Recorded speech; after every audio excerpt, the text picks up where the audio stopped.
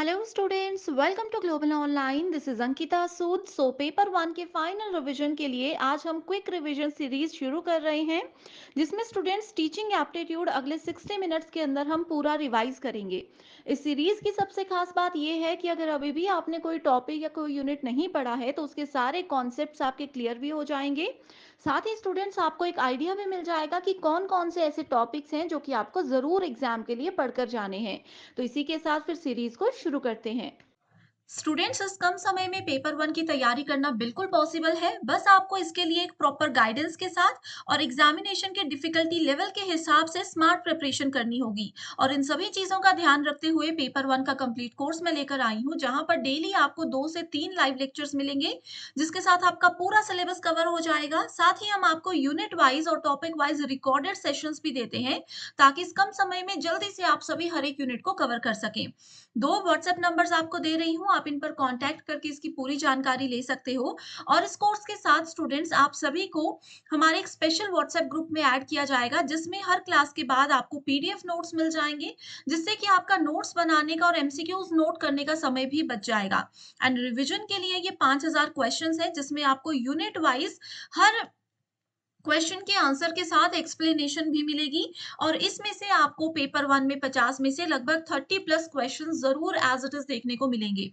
साथ ही free videos और mock test भी अवेलेबल है, जिसके लिए आपको ग्लोबल ऑनलाइन ऐप डाउनलोड करना है। स्टोर सेक्शन पर सर्च बार में लिखिए कोर्स का नाम। जैसे ही आप कंटेंट पर जाएंगे तो आप यहाँ पर देख सकते हैं बायलिंगुअल कोर्स है, इंग्लिश हिंदी सभी कोर्सेज हैं। आपके एग्जाम के अलावा अदर स्टेट्स के जो प्रीवियस ईयर क्वेश्चंस हैं वो भी आपको आंसर्स के साथ हम प्रोवाइड करवाते हैं, एंड डेली लाइव लेक्चर्स भी आपको हम यहाँ पर देंगे। ये बेस्ट कोर्स है जो कि इस कम समय में आपको एग्जाम ओरिएंटेड तैयारी करवाएगा, एंड बहुत आसानी से आप अच्छा स्कोर भी कर सकते हैं। ये वो टॉपिक्स हैं जो कि बार-बार एग्जाम में पूछे जाते हैं, तो अगर अभी भी आप लोग 1 महीने में सिर्फ ये टॉपिक्स को अच्छे से पढ़ लेते हो, तो मैं आपको 100% श्योरिटी देती हूँ कि पेपर 1 में इज़िली 80 प्लस स्कोर किया जा सकता है। तो सबसे पहले हम देखेंगे टीचिंग का इंट्रोडक्शन, यानी कि शिक्षण का परिचय। अभी जैसे मैं आप लोगों को पढ़ा रही हूँ, ये टीचिंग है। आप लोग मेरे वीडियो से, मेरे सेशन से कुछ सीख रहे हो, वो लर्निंग होती है। मेजर ऑब्जेक्टिव जो होता है टीचिंग का, वो लर्निंग को इफेक्टिव बनाना ही होता है। अब एक टीचर, एज अ टीचर आप लोगों की ये रिस्पॉन्सिबिलिटी होती है कि आप कुछ भी पढ़ा रहे हो, वो एक ऐसे लेवल पर पढ़ाओ, एक ऐसे तरीके से पढ़ाओ कि जो भी आपके स्टूडेंट्स हैं या जो भी आपके लर्नर्स हैं, वो उस चीज को अच्छे से समझ भी जाएं, एंड एक्चुअल में एग्जामिनेशन के लिए वो चीजें इंपॉर्टेंट भी हो। Main objective of effective teaching is learning. Teaching is the purposeful direction and management of the learning process. अब देखो, अब जैसे आप सभी मेरे सेशंस को देख रहे हो, इसके पीछे आपका और मेरा एक पर्पस है। ठीक है, कुछ उद्देश्य है। मेरा उद्देश्य ये है कि मुझे जितना भी नॉलेज है वो मैं आपके साथ शेयर करूं, एंड आपका ये पर्पस है कि आप अपना जेआरएफ अचीव करो। एंड एक प्रॉपर तरीके से मैनेज कर कर अगर हम टीचिंग लर्निंग प्रोसेस को पूरा करते हैं, तो ही उस टीचिंग लर्निंग प्रोसेस को सक्सेसफुल माना जाता है। इसके साथ ही एग्जामिनेशन में टीचिंग से रिलेटेड कुछ डेफिनेशंस भी पूछी जाती हैं। जैसे कि एग्जाम्पल लेते हैं, प्रीवियस ईयर क्वेश्चन से ही पूछा गया था कि एपीजे अब्दुल कलाम एपीजे अब्दुल कलाम जो थे, उन्होंने टीचिंग के बारे में क्या कहा था? उन्होंने कहा था कि टीचिंग एक बहुत ही ज़्यादा नोबल प्रोफ़ेशन है, जो कि किसी भी स्टूडेंट की, किसी भी पर्सन के फ्यूचर को एक अच्छा कैरेक्टर देता है, एक अच्छी शेप में लेकर आता है, उनका कैलिबर बढ़ाने में मदद करता है। तो इस तरीके से आपको कुछ डेफिनेशंस दी हो सकती हैं, एंड पूछा जा सकता है कि किन्होंने ये स्टेटमेंट कही थी। तो जब भी नोबल प्रोफ़ेशन की बात आए, जिससे कि एक पर्सन के फ्यूचर को हम बदल सकें, वो कहा था एपीजे अब्दुल कलाम जी ने। ओके, इसी के साथ अब आता है नेक्स्ट पॉइंट, जिसमें कहा है teaching is a process of providing opportunities for students to produce relatively permanent change through engagement in experiences provided by the teachers. ठीक है, जो भी अपने एक्सपीरियंस से टीचर्स उनको चीजें देते हैं, नॉलेज देते हैं, स्टूडेंट्स कैसे उन सब चीज को इस्तेमाल करके अपने बिहेवियर में एक परमानेंट चेंज, एक पॉजिटिव चेंज ला सकते हैं। इसके बाद एक जो नेक्स्ट नया कॉन्सेप्ट आया है, वो है एजुकेशन से रिलेटेड। एजुकेशन को लेकर के कौन से फिलोसोफर ने क्या बातें कही थी, ये बहुत बार एग्जाम में आता है। जैसे कि स्वामी विवेकानंद जी ने कहा था, education as the manifestation of perfection already in man. अब देखो किसी पर्सन में, आप कोई पर्सन है, अगर आप में कोई एक कला है, आप में कोई गुण है, कोई टैलेंट है, अब उस टैलेंट को एक अच्छे तरीके से प्रेजेंट कैसे किया जाए, सबके सामने कैसे लाया जाए, या किसी पर्सन को खुद भी नहीं पता होता कि मुझ में ये गुण है, ये टैलेंट है, ये सब चीजें सामने लाने में मदद करती है एजुकेशन। तो ये एक मैनिफेस्टेशन होता है of perfection already in man. दूसरा है एरिस्टोटल, खास तौर पर अगर आप इंग्लिश लिटरेचर के स्टूडेंट्स हो तो एरिस्टोटल की बहुत सी डेफिनेशंस आपको पता होनी चाहिए। इसमें इन्होंने कहा है कि creation of a sound mind in a sound body, स्वस्थ शरीर में स्वस्थ मस्तिष्क का निर्माण करना ही एजुकेशन होता है। जॉन डेव्यू ने कहा था, education as the power by which man is able to control his environment and fulfil his possibilities. अब देखो सिंपल सी लैंग्वेज में मैं चीजें बताती हूँ आपको। आपके सामने एक एजुकेटेड पर्सन है और एक अनएजुकेटेड पर्सन है।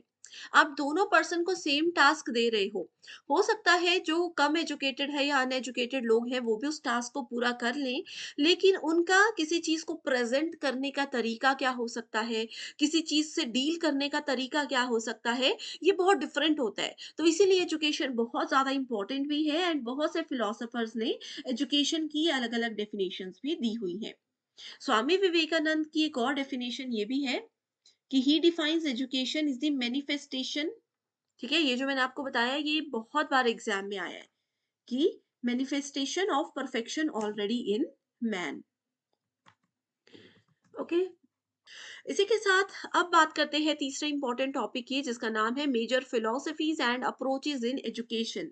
ये टॉपिक आपको सिलेबस में नहीं मिलेगा, लेकिन इसमें से श्योर क्वेश्चंस आते ही हैं। तो सबसे पहला है three bases of education. So education के थ्री बेसिस होते हैं, तीन चीजों पर एजुकेशन निर्भर करता है। पहला है फिलॉसफी, दूसरा है साइकोलॉजी, साइकोलॉजी ठीक है, और तीसरा आ जाता है हमारे पास सोशल नीड्स।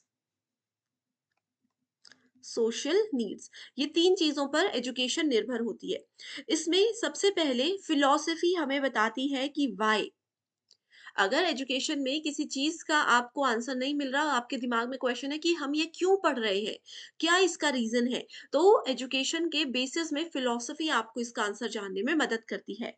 साइकोलॉजी बताती है हाउ, कि किसी प्रॉब्लम से कैसे बाहर निकला जाए, वो साइकोलॉजी के अंदर आता है। एंड सोशल नीड्स बताती है व्हाट, कि आपकी क्या नीड्स है एंड कैसे उसको फुलफिल किया जा सकता है। तो ये तीन है बेसिस ऑफ एजुकेशन। ओके, इसके बाद यहाँ पर स्टूडेंट्स एक और क्वेश्चन एग्जाम में आता है कि फादर ऑफ एजुकेशन किसको कहा गया है। ये क्वेश्चन बहुत बार एग्जाम में आया है, इसका आंसर मुझे कमेंट करके बताइए। अगर नहीं पता है तो भी मुझे बता दीजिएगा, मैं आपका रिप्लाई कमेंट में ही कर दूंगी, ठीक है। अगला है आइडियलिज्म। आइडियलिज्म को बोला जाता है आदर्शवाद। ओके, आदर्शवाद हमें ये बोलता है कि जो भी गॉड होता है, कई लोग आपने देखे होंगे ना वो आदर्शवादी होते हैं। उनका कहना होता है कि जो हमारे स्पिरिचुअलिज्म वाली चीजें होती है, जो हमारे भगवान के द्वारा कही गई बातें हैं, गीता में कही गई बातें हैं, सिर्फ वही सत्य है। इसके अलावा इंसान जो कहते हैं वो कुछ भी सत्य नहीं है।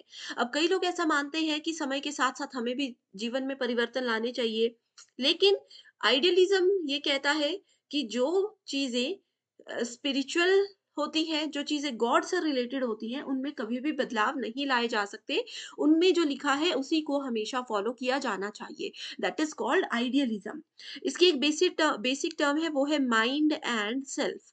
तो यहाँ पर जो भी आपको ये टर्म नजर आती है, जहां पर भी ये टर्म आपको नजर आती है, आपने डायरेक्टली आइडियलिज्म को ही करेक्ट आंसर आइडेंटिफाई कर लेना है, ठीक है। इसमें कहा है कि जो भी चीजें इस संसार में बनाई गई हैं, भगवान के द्वारा ही बनाई गई है। असली नॉलेज जो होता है इंसान का, वो उसके माइंड से ही उसको मिलता है। आसपास के लोगों से जो चीजें सीखी जाती है वो टेम्परेरी होती हैं। ये सब चीजें आइडियलिज्म में कही गई हैं। एंड आइडियलिज्म के बारे में किस किसने कहा है, तो इसके बारे में सबसे पहले तो प्लेटो ने भी डेफिनेशंस दी थी, ये एक फिलोसोफर का नाम है। इसके बाद स्वामी दयानंद दयानंद जी है, स्वामी विवेकानंद जी है और श्री अरविंदो है। ये सब आइडियलिज्म के मेन प्रोपोनेंट थे, इनका नाम एग्जाम में ज़रूर पूछे जाते हैं। और साथ में इन सब का ये मानना था कि हमारी जो स्पिरिचुअल बुक्स होती हैं, उनमें जो भी चीज़ें कही है वो निरपेक्ष है, यानी कि एब्सोल्यूट है और बिल्कुल इटर्नल है और अनचेंजिंग है, जिनको किसी भी हालत में कोई भी इंसान बदल नहीं सकता। एंड एजुकेशन के साथ अगर इसको रिलेट करने की बात की जाए, तो इसमें कहा जाता है कि इसमें हमेशा मॉरल एंड वैल्यू एजुकेशन पर ही ध्यान दिया जाता था कि किस पर्सन के लिए कौन सी चीज़ एक्चुअल में इम्पोर्टेंट थी, वो चीज़ें यहाँ पर सिखाई जाती थी। सो ये जितने भी पॉइंट्स मैंने बताए, ये प्रीवियस ईयर क्वेश्चन से ही लेकर आई हूँ, ठीक है? इसके बाद अगला आ जाता है नेचुरलिज्म, यानी कि प्रकृतिवाद। नेचुरलिज्म आइडियलिज्म का बिल्कुल ऑपोजिट है। ये कहता है कि nature alone represents the entire reality. Environment से ही हम सीखते हैं, हमारे आसपास के जो लोग हैं उन्हीं से हम सीखते हैं, उनका जो बिहेवियर है, उनका जो तरीका है, वही एक इंसान फॉलो करता है। Education should be according to nature of child. ये भी इसमें कहा गया है कि एक पर्सन का, अब कोई बच्चा है, हमें पता है, बचपन से पता चल जाता है कि किस बच्चे की कितनी कैपेबिलिटीज है सीखने की। तो उनकी कैपेबिलिटीज, उनके नेचर, उनके इंटरेस्ट के अकॉर्डिंग ही उनको उस लेवल पर सिखाया जाना चाहिए, ये नेचुरलिज्म बोलता है। प्रेग्मेटिज्म का मतलब होता है लर्निंग बाय डूइंग, प्रैक्टिस। प्रेग्मेटिज्म को प्रैक्टिस से जरूर याद रख सकते हो, इसका मतलब मैंने अब बताया, लर्निंग बाय डूइंग। ये as it is question exam में ना जाने कितनी बार आया है, ठीक है? कि जितनी ज्यादा आप किसी चीज की प्रैक्टिस करते हो, जितना ज्यादा उसको एक्शन में लेकर आते हो, प्रैक्टिकल करते हो, उतना ज्यादा आप इजीली अच्छे से चीजों को समझ सकते हो।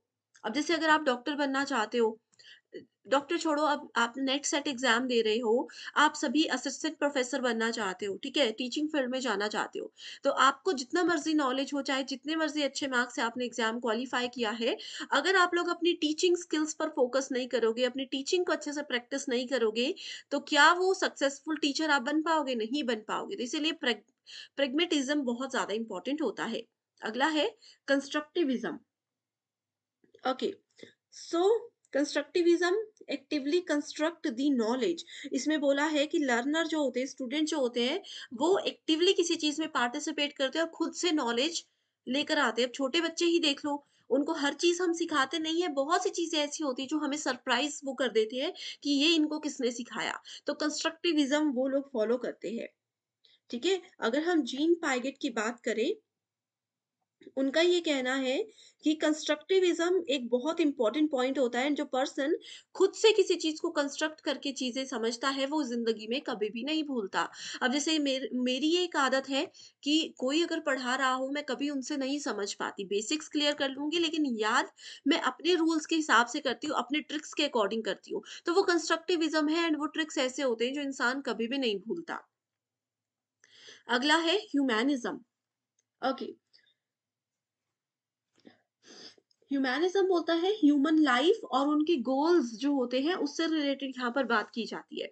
अब हर एक पर्सन है, सबके अलग अलग रूल्स है, सबके अलग अलग गोल्स है, तो वो ह्यूमैनिज्म के अंदर आता है, ठीक है? ये पूरी तरह से निर्भर करता है सेल्फ एक्चुअलाइजेशन पर।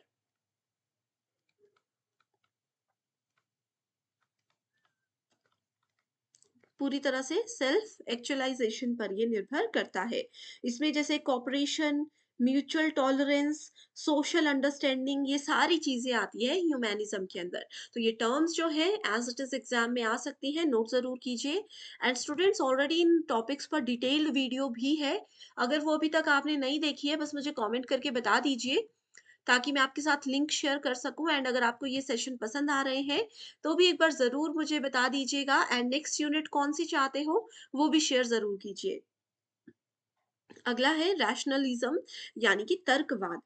सो सेंस एंड एक्सपीरियंसेस, जहां पर टर्म्स नजर आएंगी sense and experiences, that is called rationalism. जो भी चीजें हम अपनी सेंसेस से, अपने एक्सपीरियंस की मदद से सीखते हैं, वो रैशनलिज्म के अंदर आता है। एग्जिस्टेंशियलिज्म, इसके अंदर आ जाता है इंडिविजुअल की एग्जिस्टेंस, उसकी फ्रीडम, उनके जो भी चॉइसेस होते हैं, उन सब के बारे में अगर कहीं पे बात की गई है, तो गो फॉर एक्सिस्टेंशियलिज्म। अगला है behaviourism. So behaviourism it assumes that the learner is a passive organism who may be conditioned to learn new behavior। अब देखो, आपका बेसिक बिहेवियर जो होता है किसी पर्सन का वो कोई नहीं बदल सकता, लेकिन फिर भी आप अगर किसी पर्सन के साथ रोज मिलते हो, पूरा पूरा दिन साथ रहते हो, तो उनकी कुछ ना कुछ आदतें आपके अंदर आ ही जाती हैं। अभी आप चाहे जितने मर्जी बड़ी उम्र में हो, जितनी मर्जी छोटी उम्र में हो, बिहेवियरिज्म सबके ऊपर बराबर काम करता ही है। ऑब्जर्वेबल बिहेवियर होता है। आपको साथ वाले की आदतें या आपकी आदतें साथ वाले में जाएंगी ही जाएंगी। नेक्स्ट है Gestalt psychology. Gestalt psychology भी बहुत इंपॉर्टेंट है। It believes that the whole is greater than sum of its parts. कि छोटी छोटी चीजें जो है उनको मिला करके भी हम वो नहीं बना सकते जो एक बड़ी चीज हमें देती है, एक बड़ा नॉलेज जो हमें देता है। ओके, सो ये 10 इंपॉर्टेंट फिलोसफीज थी जो कि एग्जाम में बार बार पूछी गई है। एजुकेशन से रिलेटेड कुछ टर्म्स हैं, बहुत ज़्यादा इंपॉर्टेंट है, जून 2023 के एग्जाम में एज इट इज़ आई थी। इसमें कहा था जैसे कि basic education, Wardha education system किसने इंट्रोड्यूस किया था? महात्मा गांधी जी ने। Learning to take place in nature and from nature, जैसे मैंने नेचुरलिज्म हमने पढ़ा, है ना, वही चीज है। वो किसने दिया है? रविंद्रनाथ टैगोर ने ये स्टेटमेंट दी है नेचुरलिज्म के बारे में। रविंद्रनाथ टैगोर ने हमें बताया है integral education. Shri Aurobindo focus on spiritual aspects of Indian philosophy, जो भी हमारे स्पिरिचुअल चीजें हैं इंडियन फिलोसफी के हिसाब से उन पर फोकस किया जाए, ये कहा था डॉक्टर सर्वपल्ली राधाकृष्णन ने। एज इट इज आई थी स्टेटमेंट्स, फटाफट इसको नोट कर लीजिए, फटाफट पढ़ लीजिए। श्योर है कि एक क्वेश्चन आएगा ही आएगा, ठीक है। Okay, next we have basic teaching models, जो कि बहुत ज्यादा इंटरेस्टिंग सेक्शन है। पेडागॉजी है सबसे पहले। पेडागॉजी मॉडल जो होता है ये एक बेसिक और पारंपरिक यानी कि कन्वेंशनल मॉडल होता है। ये सिर्फ और सिर्फ फोकस करता है art and science of teaching पर। Art and science of teaching पर ये फोकस करता है। एंड एग्जामिनेशन में जो इसमें से क्वेश्चन आता है वो है कि स्टेप्स क्या होते हैं पेडागॉजी मॉडल के, यानी कि शिक्षा शास्त्र मॉडल के कितने और कौन कौन से स्टेप्स होते हैं। इसमें बेसिकली 5 स्टेप्स होते हैं। सबसे पहला है प्रिपरेशन, उसके बाद है प्रेजेंटेशन। पहला है प्रिपरेशन यानी कि किसी चीज को कैसे आप प्रिपेयर करते हो। दूसरा है कैसे किसी चीज को आप प्रेजेंट करते हो। उसके बाद है एसोसिएशन यानी कि जिस जगह पर आप उस चीज को प्रेजेंट कर रहे हो कैसे उसको एसोसिएट करके लिंक करके वहां पर रिप्रेजेंट करना है। उसके बाद अगला आ जाता है जर्नलाइजेशन। एंड लास्ट आ जाता है एप्लीकेशन। ये है 5 स्टेप पेडागॉजी मॉडल के, ठीक है। यहाँ से एग्जाम में क्वेश्चंस आते हैं। Okay, linking new material to relevant existing ideas. ये प्रिपरेशन होता है कि अपने पुराने नॉलेज को यूज करके नए आइडियाज को कैसे आप लोग इजीली जनरेट कर सकते हो। दूसरा आ जाता है andragogy. Andragogy model, learners are self directed. Self directed andragogy मतलब खुद से। इतने इसमें स्टूडेंट्स एक्टिव होते हैं कि वो खुद को समझते हैं कि कौन सी चीज हमारे लिए सही है, कौन सी चीज गलत है, कैसे किस चीज को फॉलो किया जाए। ओके, एंड्रागॉजी मॉडल में they don't receive knowledge but interpret through discovery. And या इसमें सेल्फ इवैल्यूएशन भी होता है, अपना मूल्यांकन खुद वो करते हैं। यहाँ पर उनको मूल्यांकन के लिए किसी टीचर, किसी एजुकेटर या किसी की भी ज़रूरत नहीं है। तो ऐसे जो समझदार बच्चे होते हैं, जो अपना अच्छा-बुरा समझते हैं, अब जैसे आप लोग हो, आप लोगों को कोई देखने वाला नहीं है, शायद आपके घर वाले भी नहीं आपको बोलते होंगे कितना पढ़ा, टेस्ट लेते हैं, कुछ नहीं बोलते होंगे। तो ये स्टूडेंट्स ऐसे होते हैं, अडल्ट स्टूडेंट्स होते हैं जो कि अपना अच्छा-बुरा समझते हैं। उनकी खुद की तैयारी कैसी चल रही है वो भी अच्छे से समझते हैं और उस अकॉर्डिंग तैयारी आगे भी करते हैं। सो एंड्रागॉजी में हमेशा अडल्ट लर्निंग को फॉलो किया जाता है। एंड इसका मेजर पॉइंट होता है कि सेल्फ इवैल्यूएशन ये हमेशा करते हैं। नेक्स्ट है एंड्रागॉजी पेडागॉजी के साथ साथ एक और मॉडल होता है ह्यूटागॉजी। इसमें से काफी कम क्वेश्चंस आते हैं लेकिन पढ़ लीजिए। सेल्फ डिटर्मिनेशन लर्निंग इसको कहा जाता है। सेल्फ डिटर्मिनेशन लर्निंग, ठीक है। एक टर्म और है, प्रीवियस ईयर क्वेश्चंस में आया था बार बार कि पेडागोजी को और क्या बोला जाता है। पेडागोजी को एंगेजमेंट टर्म के साथ रिलेट किया जाता है, एंड्रागोजी को कल्टीवेशन के साथ, रिलेट किया जाता है, एंड ह्यूटागोजी को realization, it goes with realization. ठीक है, सो ये 3 टर्म्स है, ये अगर आपने याद रख ली तो काफी इजी हो जाएगा आप लोगों को क्वेश्चन समझने में। पेडागोजी एंगेजमेंट, एंड्रागोजी कल्टीवेशन, और ह्यूटागोजी रियलाइजेशन। ओके, अगला मॉडल है Robert Glazers model of teaching. इस मॉडल का एक दूसरा नाम भी होता है जिसको कहा जाता है teach the teacher, teach the teacher model. And ये एक फ्रेमवर्क होता है टीचिंग के लिए, जो कि मेजर फोकस करता है स्टूडेंट्स की एक्टिव पार्टिसिपेशन पे, कि क्लास में कोई भी एक्टिविटी हो रही है तो ये पूरा ध्यान रखता है कि स्टूडेंट्स अच्छे से पार्टिसिपेट करें, एंड फीडबैक पर भी यहाँ पर मेजर फोकस रखा जाता है। ये मॉडल रॉबर्ट ग्लेजर के द्वारा बनाया गया था 1970s में, इसीलिए इसका नाम रॉबर्ट ग्लेजर्स मॉडल रखा गया है। ओके, इसमें 3 मेन फेजेस होते हैं, 3 स्टेप्स पर ये फॉलो करता है। पहला है प्रेपरेशन, दूसरा होता है प्रेजेंटेशन, एंड तीसरा होता है प्रैक्टिस। एग्जाम में ये पूछा जाता है कि रॉबर्ट ग्लेजर्स मॉडल कौन से 3P प्रोसेस पर काम करता है, तो वो है preparation, presentation and practice. Okay, next model है SAMR model, SAMRMODEL, SAMR model. तो सबसे पहले तो SAMR की आपको फुल फॉर्म पता होनी चाहिए। एस का मतलब होता है सब्स्टिट्यूशन, ए का मतलब होता है ऑगमेंटेशन, एम का मतलब होता है modification, and R stands for redefinition. R stands for redefinition here, ठीक है। सो ये इसकी फुल फॉर्म है। This framework provides, this is basically provided for educators, जहां पर मल्टीपल इंटीग्रेटेड लेवल्स होते हैं। एंड ये चीज का ध्यान रखा जाता है कि जितने भी इंटीग्रेटेड लेवल्स होते हैं इन पर अच्छे से क्लासरूम में फोकस किया जाए। ठीक है, सो एग्जाम में सिर्फ इसकी फुल फॉर्म ही पहले पूछी जा सकती है, इससे ज्यादा कुछ नहीं पूछा जाता। सब्स्टिट्यूशन में बेसिकली फोकस किया जाता है कि यहाँ पर कैसे हम लोग टेक्नोलॉजी का यूज करें। Technology here acts as a direct tool substitute with no functional change, जैसे कि गूगल अर्थ, ये सब चीजों को हम यूज करते हैं। ऑगमेंटेशन होता है, यहाँ पर टेक्नोलॉजी का यूज किया जाता है एज डायरेक्ट टूल सब्स्टिट्यूट। ठीक है, ये होता है डायरेक्ट टूल सब्स्टिट्यूट, यहाँ पर भी डायरेक्ट टूल सब्स्टिट्यूट के रूप में यूज किया जाता है, स्पेशली फॉर फंक्शनल इम्प्रूवमेंट्स। उसके बाद आता है मॉडिफिकेशन, यहाँ पर टेक्नोलॉजी को अलाउ किया जाता है फॉर टास्क रीडिजाइन, किसी भी टास्क को वापस चेंज करना चाहते हैं, रीडिजाइन करना चाहते हैं, तो मॉडिफिकेशन यूज होता है। एंड रीडेफिनेशन हमें कहता है कि इस केस में, इस स्टेप में टेक्नोलॉजी को हम परमिशन देते हैं for the creation of new task, and previously in incompleted task को भी कंप्लीट किया जाता है और न्यू टास्क को भी यहाँ पर क्रिएट किया जाता है। ओके, इसके अगला मॉडल है मेरिल्स प्रिंसिपल ऑफ इंस्ट्रक्शन। सो ये जो टास्क होता है, सॉरी, ये जो प्रिंसिपल हो, इसके अंदर 5 चीजें आ जाती है। ठीक है, सबसे पहला है कि ये टास्क सेंटर्ड होता है,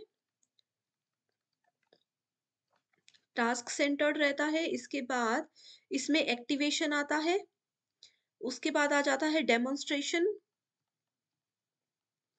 then we have application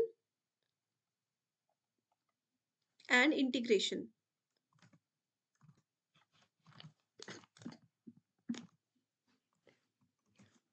next is ADDIE model of instructional design.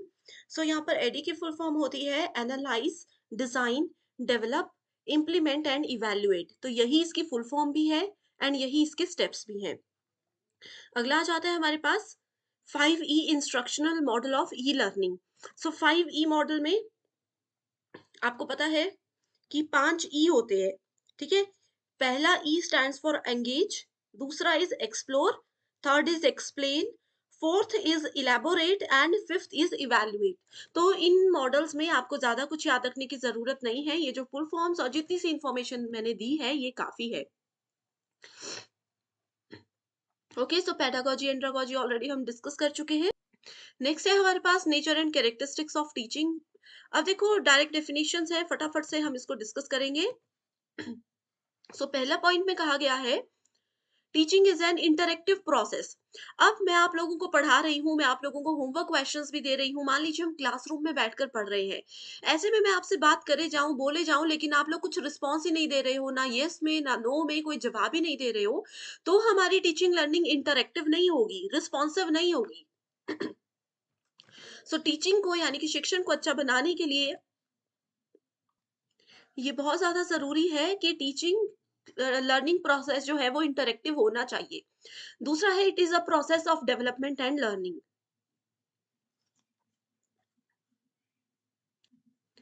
अब ऐसे में क्या हो रहा है, मैं आप लोगों को कुछ पढ़ा रही हूँ, टीचिंग चल रही है, आप लोगों की डेवलपमेंट भी हो रही है, कुछ नया भी सीख रहे हो और लर्न भी कर रहे हो।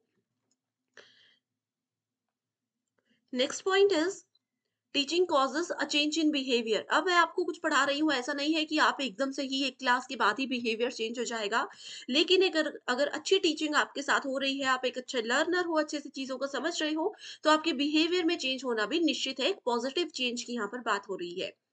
टीचिंग एक कला है, साथ ही एक विज्ञान भी है। अब किसी पर्सन को नॉलेज बहुत ज्यादा है लेकिन वो अपनी बात प्रेजेंट नहीं कर पा रहा, वो अपना नॉलेज बच्चों के साथ शेयर करके उनको चीजें नहीं समझा पा रहे, तो इसका मतलब है कि वो टीचिंग बेस्ट नहीं है, क्योंकि उनके पास टीचिंग का आर्ट नहीं है।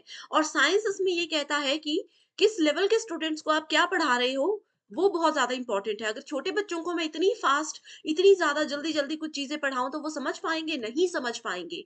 ठीक है, एंड आप लोगों को इतने बड़े जो यूजीसी नेट और सेट एग्जाम की तैयारी कर रहे स्टूडेंट्स हैं, आप लोगों को अगर मैं बिल्कुल छोटे बच्चों की तरह एक-एक चीज़ बोर्ड पे लिख कर पढ़ाऊँ, तो वो भी एक गलत तरीका हो जाएगा पढ़ाने का। सो इसीलिए टीचिंग को आर्ट और साइंस कहा गया है। फेस टू फेस एनकाउंटर है, लेकिन यहाँ पर क्योंकि ऑनलाइन क्लासेस चल रही हैं, तो ये वाला पॉइंट सब जगह भी एप्लीकेबल नहीं होता। Teaching is observable, measurable and modifiable skilled occupation. किसी पर्सन के पास टीचिंग का स्किल होना बहुत ज़रूरी है।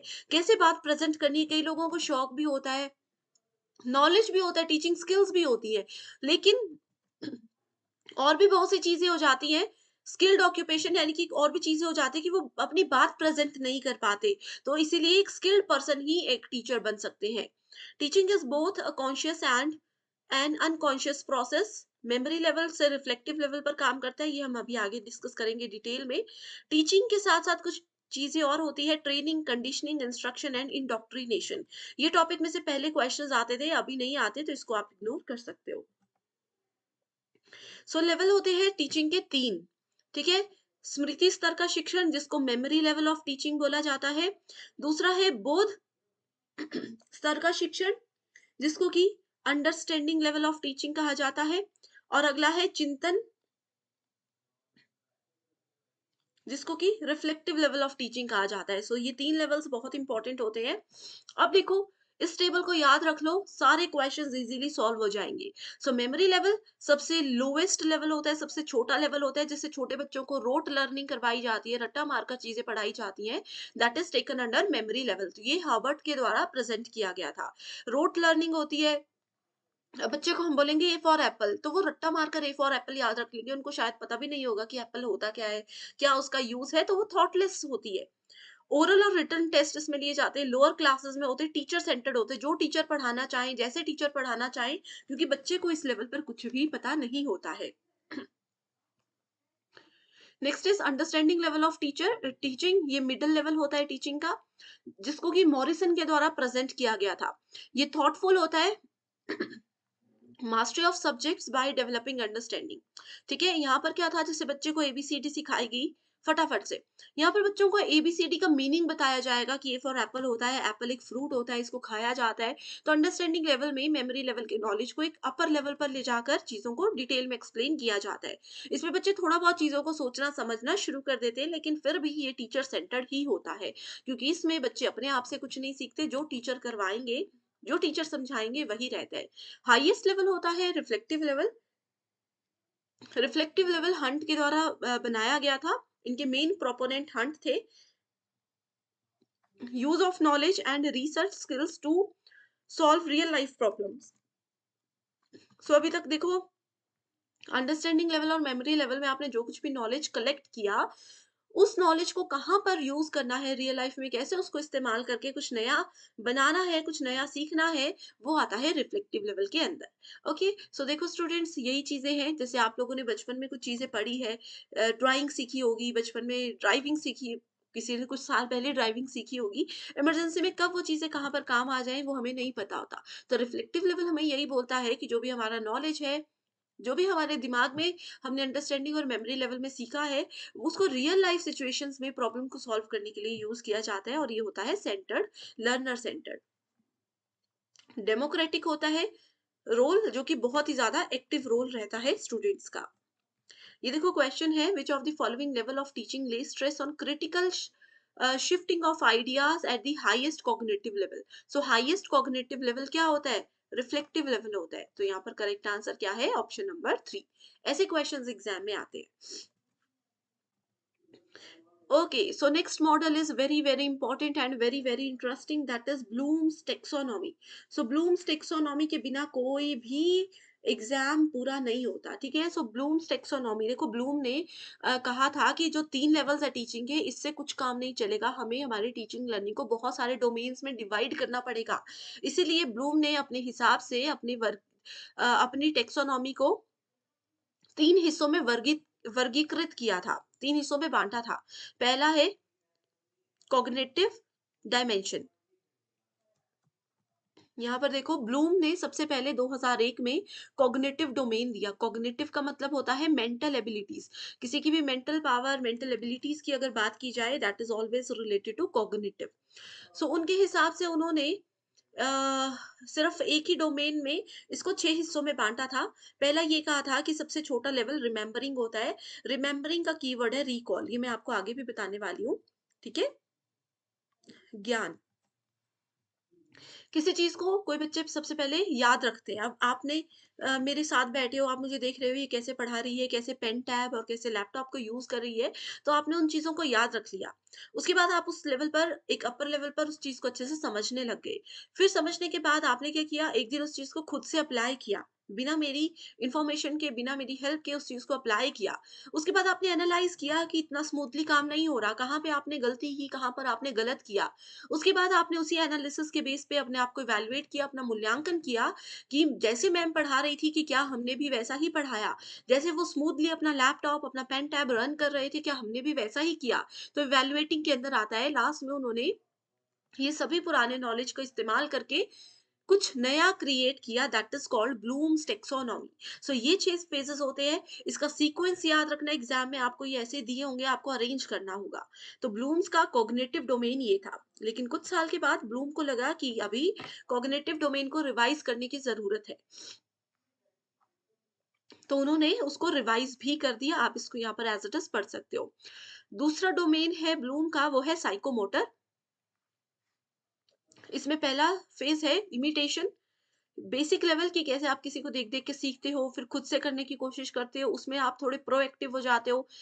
फिर आर्टिकुलेशन और नेचुरलाइजेशन, लास्ट में वो चीज इतने प्रैक्टिस आप कर लेते हो कि नेचुरली आपके अंदर आ जाती है। आप उसमें इतने प्रैक्टिस करते हो कि आपको, देखो, शुरू में जब आप लैपटॉप चलाना सीख रहे होंगे, गाड़ी चलाना सीख रहे होंगे, तो आपने अ, थोड़ा संभल-संभल कर काम किया होगा। अब आपका इतना नेचुरली वो चीज़ आप में आ चुकी है कि आप कब ब्रेक लगा रहे हो, ऑटोमैटिकली आप गियर चेंज कर रहे हो, वो ये सब ब्लूम के हिसाब से है कि टीचिंग लर्निंग को ऐसे फेजेस में डिवाइड किया जाता है।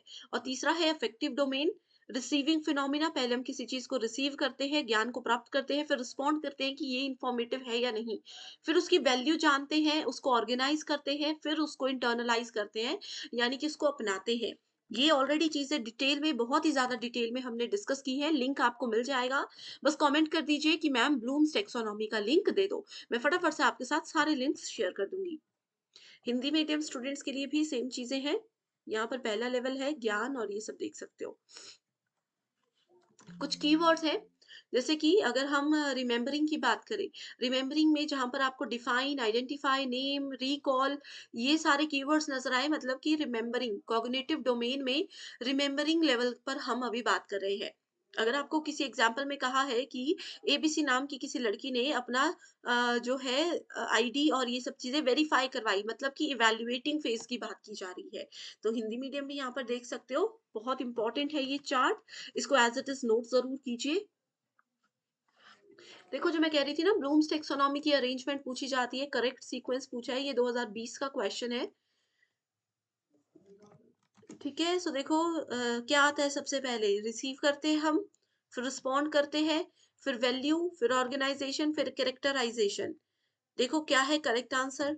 ठीक है, इसका करेक्ट आंसर खुद से ढूंढकर मुझे रिप्लाई कमेंट में चाहिए ही चाहिए। स्टूडेंट्स, अगर आपको लग रहा है कि ये सेशन बहुत ज्यादा फास्ट हो रहा है, थोड़ा सा स्लो मुझे करना चाहिए, तो भी आप मुझे कमेंट करके एक बार जरूर बताइए। आपके सजेशंस को जरूर फॉलो किया जाएगा।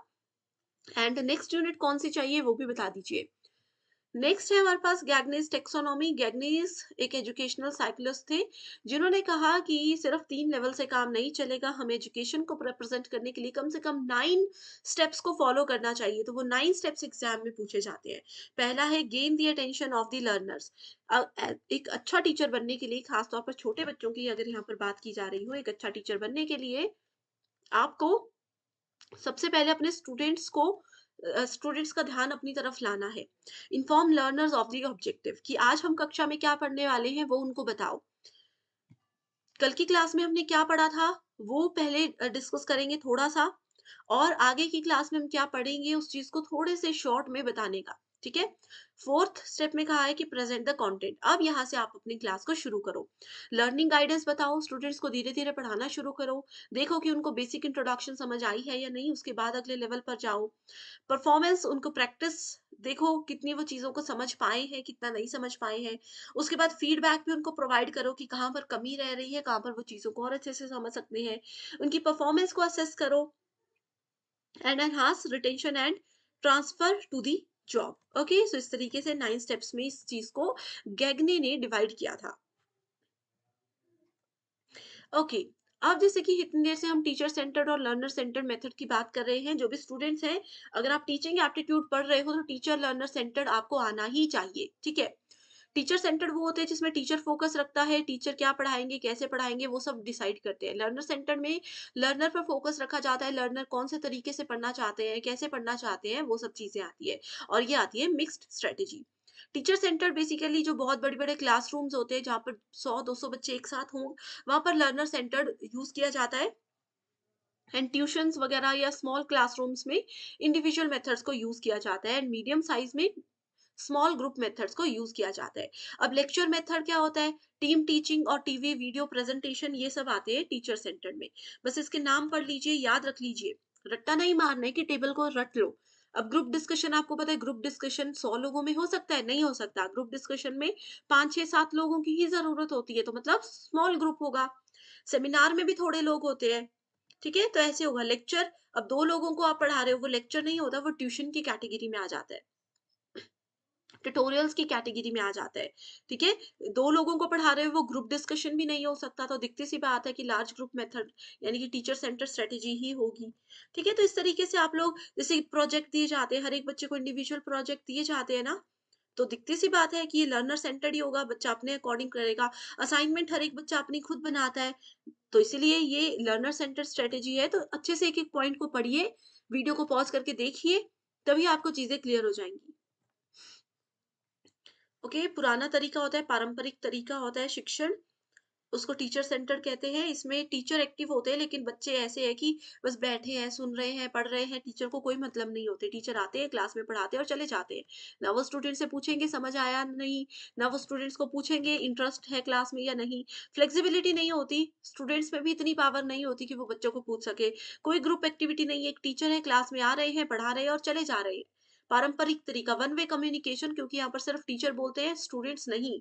लेक्चर, टीम टीचिंग, ये सब इसके अंदर आता है। लर्नर सेंटर्ड मेथड मॉडर्न होता है, जिसमें स्टूडेंट्स बहुत एक्टिव होते हैं। आजकल के स्टूडेंट्स इतने एक्टिव है कि अगर आपको उनको टीचर का पढ़ाने का तरीका समझ नहीं आ रहा, तो वो सामने से भी पूछ लेते हैं कि अपना तरीका थोड़ा सा चेंज कीजिए।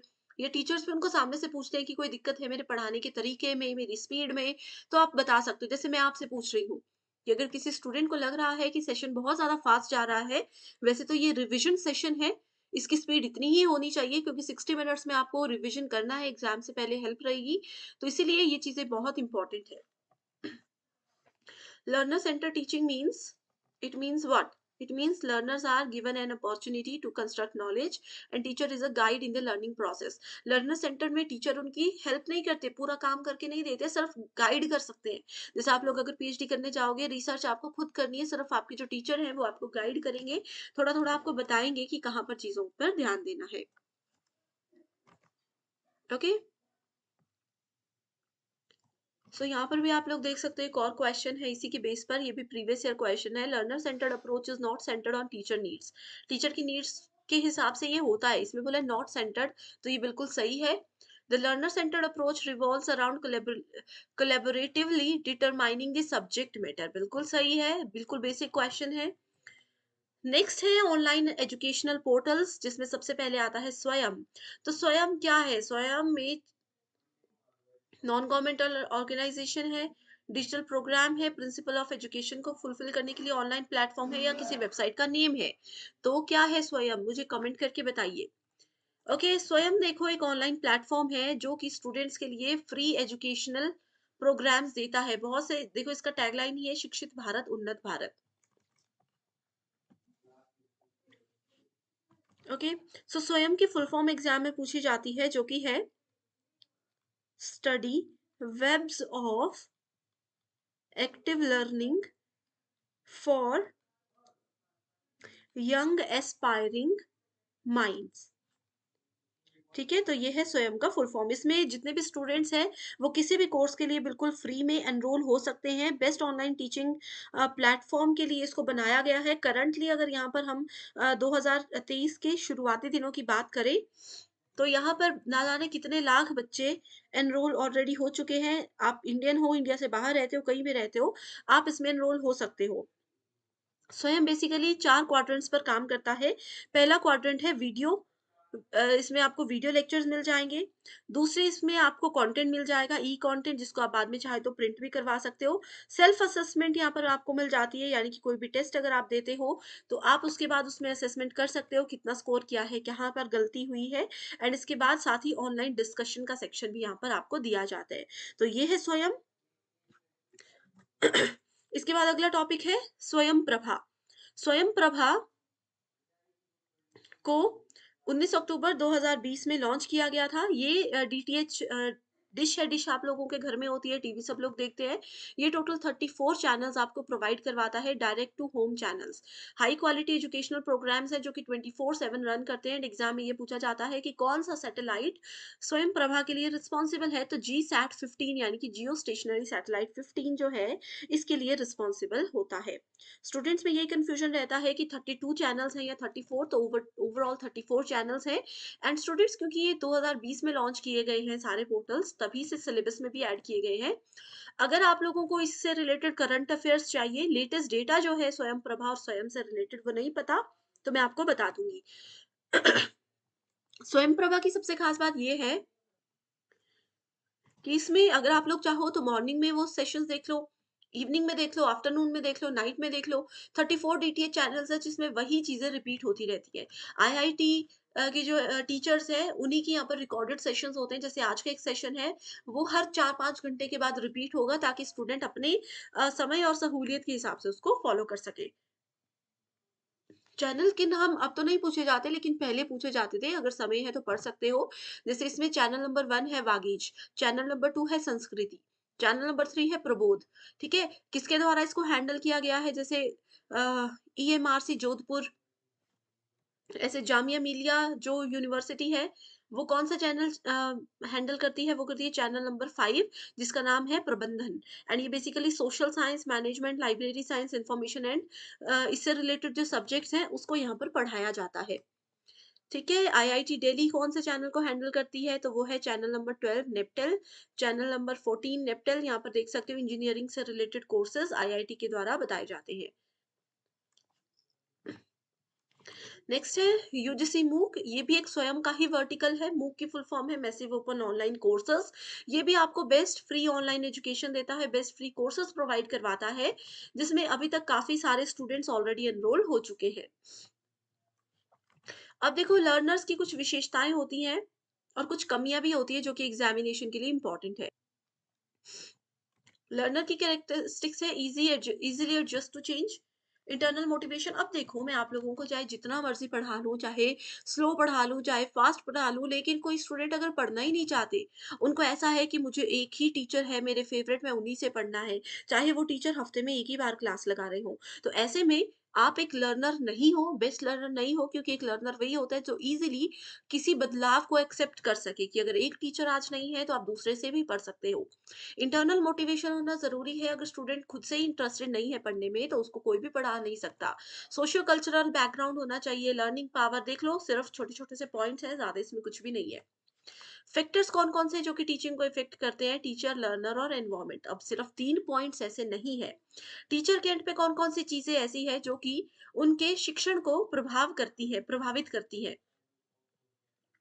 जैसे मान लीजिए, मैं एक टीचर हूँ, मान लो कि मुझे बेसिक नॉलेज ही नहीं है, मुझे ये भी नहीं पता कि यूजीसी नेट एग्ज़ाम क्या है, क्या इससे बनते हैं, क्या इसके फ़ायदे हैं, क्या इसका सिलेबस है। तो सबसे पहला फैक्टर यही हो जाएगा हमारी टीचिंग को अफ़ेक्ट करने में।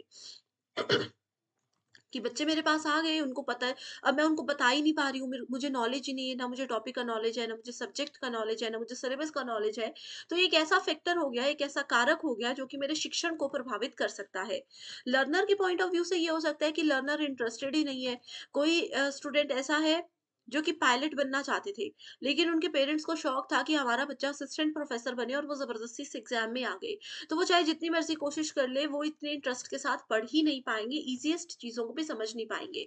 अब जैसे मैं अपने पूरे एफर्ट्स कर रही हूँ आप बच्चों को पढ़ाने के लिए कि एग्ज़ाम में कम टाइम है, स्टूडेंट्स को नहीं पता चल रहा कैसे पढ़ना, तो मैंने सोचा चलो 60 मिनट्स में आपको हर एक चीज़ दे देते हैं। तो ऐसे में स्टूडेंट्स को अगर इंटरेस्ट ही नहीं है, स्टूडेंट्स अगर ध्यान से मेरी क्लास को सुन ही नहीं रहे हैं, तो उनको इस क्लास की वैल्यू, इस क्लास की अहमियत और इसके बेनिफिट्स पता ही नहीं चलेंगे। तो ये कुछ ऐसे कारक है जो कि आपको सक्सेस से रोक सकते हैं। ये फैक्टर्स हैं टीचिंग के। एनवायरनमेंट में ये हो सकता है कि टीचर को भी नॉलेज है, स्टूडेंट्स भी पढ़ने में इंटरेस्टेड है, लेकिन आसपास का जो पर्यावरण है वो शांत नहीं है। आसपास शोर इतना है, गाने चल रहे हैं, बच्चे रो रहे हैं, कुछ हो रहा है कि पढ़ाई हो ही नहीं पाती। मेरे घर के आसपास इतना शोर है कि मैं अपने सेशंस रिकॉर्ड ही नहीं कर पाती। तो वो एनवायरनमेंट भी एक फैक्टर होता है, जिसकी वजह से एक टीचर, लर्नर जितने मर्ज़ी इंटरेस्टेड हो पढ़ाने में, वो नहीं उसको सक्सेसफुल कर पाते हैं। उसके बाद 2 टाइप के लर्नर्स होते हैं जिससे एग्ज़ाम में क्वेश्चन्स आते हैं, एडोलेसेंट लर्नर्स, छोटे बच्चे, और जिसको कि किशोरावस्था के बच्चे बोला जाता है। इनकी 4 कैरेक्टरिस्टिक्स होती है: academic, social, emotional and cognitive. Academics होती है जो स्कूल वगैरह से रिलेटेड है, moving from concrete to abstract, basic से थोड़े एक लेवल अप जाते हैं। मूड स्विंग्स बहुत आते हैं, छोटे बच्चे देखे नहीं, एक बात पे रो जाएँगे, एक बात पे हँस जाएँगे। मॉडलिंग बिहेवियर होता है सोशली उनका, एक लेवल तक बच्चे ऐसे होते हैं ना, जैसे अगर हम 5th, 6th, 7th के आसपास के बच्चों की भी बात करें, तो वो बच्चे ऐसे होते हैं कि वो चाहते हैं कि हमारी एक आइडेंटिटी हो, हमें लोग अच्छे से पहचाने। स्कूल में भी वो चाहते हैं कि हमारी एक इमेज अच्छी हो, इमेजिनरी इमेज भी वो अपनी साथ लेकर चलते हैं।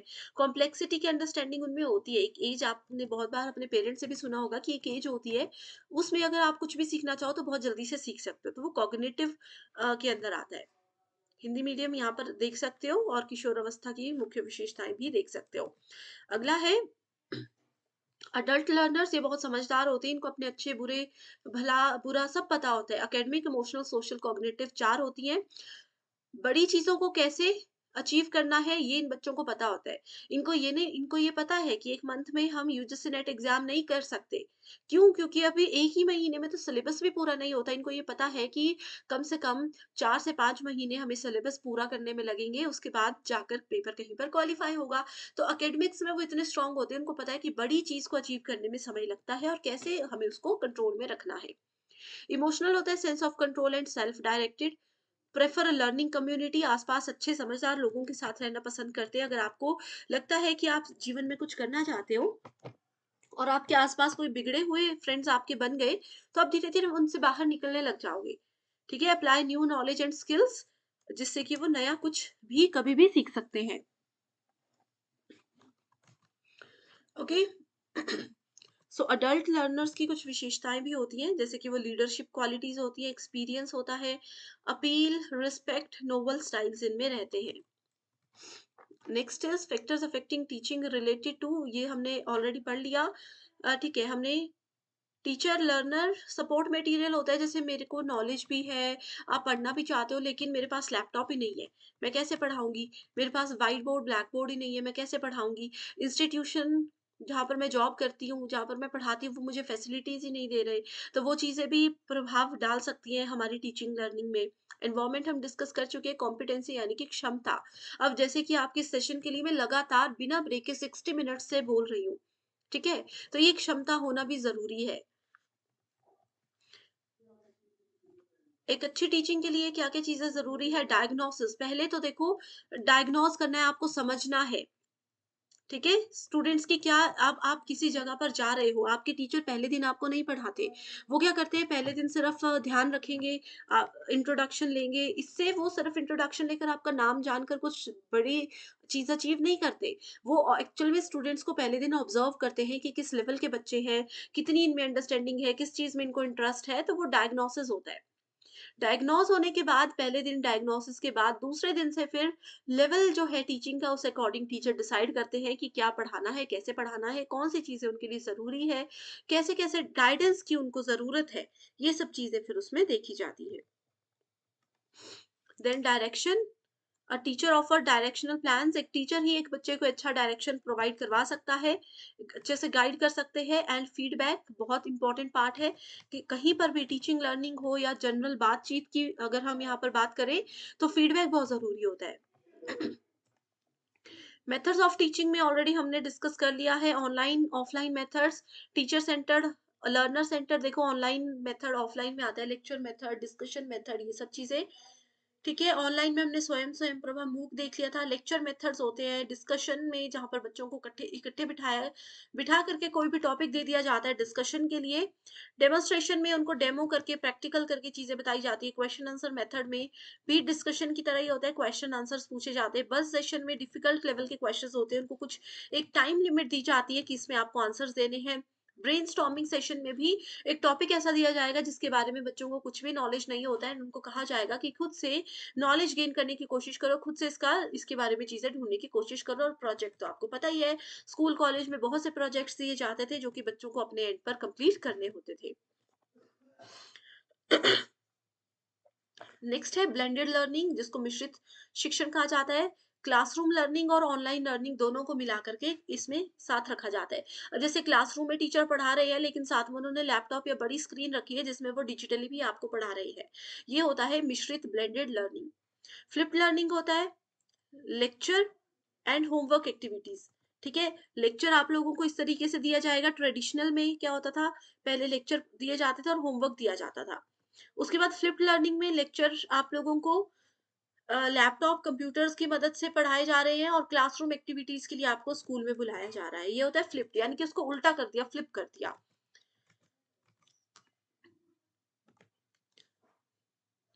अब आता है सबसे इंपॉर्टेंट टॉपिक टीचिंग एप्टीट्यूड का, दैट इज इवैल्यूएशन सिस्टम, मूल्यांकन। अब आप लोगों के जो फाइनल एग्जाम्स होते हैं, वो क्या है, आप लोगों ने पूरा साल क्या किया उसका मूल्यांकन करने के लिए लिए जाते हैं। Evaluation is the process of gathering and interpreting evidence on changing the behaviour of the students as the progress through school. Definitions पर नहीं जाते हैं, डायरेक्ट आपको बताती हूँ, देखो। इवैल्यूएट करना इतना जरूरी होता है, अब पूरे साल अगर आपने क्या किया, क्या समझा, उसके लिए इवैल्यूएशन जरूरी होता है, ठीक है? Formative evaluation and summative evaluation, formative होता है जो कि क्लास के दौरान ही किया जाता है, ठीक है? क्लास में आपने क्या पढ़ा, मैंने आपको क्लास में क्या पढ़ा, जैसे अभी क्लास के बीच बीच में मैंने आपको होमवर्क क्वेश्चंस दे दिए, तो वो क्या है, वो फॉर्मेटिव इवैल्यूएशन हम कर रहे हैं, ठीक है? या क्लास के एंड में भी मैं आपको कुछ क्वेश्चंस दूंगी, वो फॉर्मेटिव इवैल्यूएशन होगा कि आप क्लास में कितने एक्टिव हो। समेटिव, समरी से याद रखो, समरी कब होती है किसी भी चीज की, बिल्कुल लास्ट में, आपके फाइनल एग्जाम, आपके सेमेस्टर एग्जाम, ये आपके समेटिव इवैल्यूएशन के पार्ट होते हैं। उसके बाद आ जाता है norm reference and criterion reference, इसके लिए बेस्ट एग्जाम्पल यही है। नॉर्म रेफरेंस में देखो क्या हुआ, एक स्टूडेंट की परफॉर्मेंस को बाकी के स्टूडेंट्स के साथ कंपेयर किया जा रहा है। अगर एक स्टूडेंट की हाइट को बाकी के साथ कंपेयर किया जा रहा है, जहाँ पर भी बात की जाएगी कि क्लास में जितने भी बच्चे हैं सबकी परफॉर्मेंस को टीचर्स ने कंपेयर किया। जैसे क्लास में जनरली होता है फर्स्ट, सेकंड, थर्ड, फोर्थ जो बच्चे आते हैं, वो इसी बेसिस पे तो आते हैं कि पहला जो आ गया उसके साथ बाकियों को कंपेयर करते करते करते करते रैंक स्टूडेंट्स को दिया जाएगा। ये होता है norm referenced test. Criterion reference में क्राइटेरिया सेट कर दिया जाता है, जैसे यूजीसी नेट सेट में क्राइटेरिया है कि जिनके भी बच्चों के 40% स्कोर होगा मिनिमम, वो क्वालिफाई किए जाएंगे। ठीक है, तो ये क्या है, हमने क्राइटेरिया रख दिया। जैसे इस एग्जाम्पल में दिया है, जिस लड़की की हाइट 5 फीट से ज्यादा होगी सिर्फ उसी को स्पोर्ट्स कोटा मिलेगा, अदरवाइज नहीं मिलेगा। तो ये क्राइटेरिया हमने निर्धारित यहाँ पर कर दिया। ठीक है, फॉर्मेटिव, समेटिव, और ये एग्जाम में सबसे ज्यादा पूछा जाता है। इसके बाद क्वालिटेटिव और क्वांटिटेटिव टेक्निक्स भी होती हैं, जो कि बहुत ही ज्यादा इंपॉर्टेंट है। एक क्वेश्चन यहाँ पर एग्जाम में आया है, बहुत बार आया है ये question. Formative evaluation tends to accelerate the pace of learning. बिल्कुल सही है। फॉर्मेटिव से हमें पता लगता है कि बच्चे क्लास में समझ रहे हैं या नहीं। फॉर्मेटिव इवैल्यूएशन से हमें स्टूडेंट्स का भी पता चलता है कि वो क्लास में सुन रहे हैं या नहीं, और टीचर को भी ये पता चलता है एक समय के साथ कि शायद हो सकता है मेरे ही पढ़ाने के तरीके में कुछ चेंजेस करने की हमें ज़रूरत है, तो वो उसको चेंज कर सकते हैं। इसलिए लर्निंग का जो पेस है, गति जो है, उसको एक्सेलरेट करने में, बढ़ाने में मदद करता है। As against summative evaluation, formative evaluation is highly reliable. बिल्कुल सही बात है ये। ओके, सो डायरेक्ट और इनडायरेक्ट लर्निंग के कुछ प्रोसेस होते हैं जो कि एग्जाम में पूछे जाते हैं। इसके अलावा स्टूडेंट्स, एक टॉपिक अभी रह गया है जिसका नाम है माइक्रो टीचिंग। आप मुझे कमेंट करके बताइए कि माइक्रो टीचिंग क्या होता है। इसमें से श्योर क्वेश्चंस आते हैं, सिर्फ डेफिनेशन बताइए। अभी आज इस वीडियो के इमीडिएटली बाद मैं एक शॉर्ट्स अपलोड करने वाली हूँ, जिसमें माइक्रो टीचिंग के कॉन्सेप्ट्स मैं आपके साथ शेयर कर दूंगी। ठीक है, डायरेक्ट और इनडायरेक्ट लर्निंग प्रोसेस। देखो, अभी जो मैं आपको पढ़ा रही हूँ, ये एक प्रॉपर क्लासरूम सेटअप है। आप भी बैठे हो, मैं भी बैठी हूँ, आपको पता है 3 बजे क्लास होती है तो पढ़ना है। तो ये एक डायरेक्ट लर्निंग का प्रोसेस है। इनडायरेक्टली आप लर्निंग कैसे कर सकते हो? कोई बच्चे गेम्स के थ्रू सीखते हैं, कई बच्चे जो वीडियोस देखते हैं अपने सोशल मीडिया पर, वहां से भी कई लोग कितना कुछ सीख जाते हैं, है ना? तो वो 2 तरीके की लर्निंग होती है। पहला है reception, gaining attention by making some abrupt changes in stimulus and stimuli. Important पर ही फोकस करेंगे। रीइंफोर्समेंट बहुत बार आता है एग्जाम में। रीइंफोर्समेंट होता है स्टूडेंट्स को जब भी फीडबैक दिया जाता है, कंपल्सरी होता है क्लासरूम में कि फीडबैक देना ही देना है, that is called reinforcement. Retrieval and reinforcement, additional performance by learners and it entails feedback also. Additional extra information students ने दे दी है, स्टूडेंट्स को दे दी गई, एंड साथ में उसको फीडबैक भी दिया गया। Generalization means more practice of varied problem so as to increase the retention. Generalization का यही मतलब होता है, किसी भी प्रॉब्लम से बाहर निकलने के लिए जितना ज्यादा आप प्रैक्टिस करोगे उतना बाहर निकल सकते हो। जैसे कई बच्चे हमें बोलते हैं कि 3 आवर्स तक हम लगातार नहीं बैठ सकते, एग्जाम में कैसे बैठेंगे? तो जितना प्रैक्टिस करोगे, अभी भी देखो 1 मंथ है, आज ये वीडियो मैं रिकॉर्ड कर रही हूँ 6 नवंबर को, 6 दिसंबर से एग्जाम है। ठीक है, तो आप 1 मंथ तक 3 आवर्स तक लगातार पेपर सॉल्व करने की प्रैक्टिस कीजिए, बैठने की प्रैक्टिस कीजिए, इजीली आप अचीव कर सकते हो। ठीक है, retrieval to working memory, stimulating recall of prior knowledge, ये मैंने आपको बताया था। रिट्रीवल का मतलब ही होता है कभी भी प्रायर नॉलेज को, पुराने नॉलेज को कैसे नई जगह पर इस्तेमाल करके हम नए आइडियाज को जनरेट कर सकते हैं। तो ये है direct indirect learning process. So I hope students, आपको ये सेशन बहुत पसंद आया है। ये सेशन आपके लिए बहुत ही ज्यादा इंपॉर्टेंट है, बहुत ही ज्यादा हेल्पफुल है। सो आज हमने टोटल 15 टॉपिक्स को कवर किया है।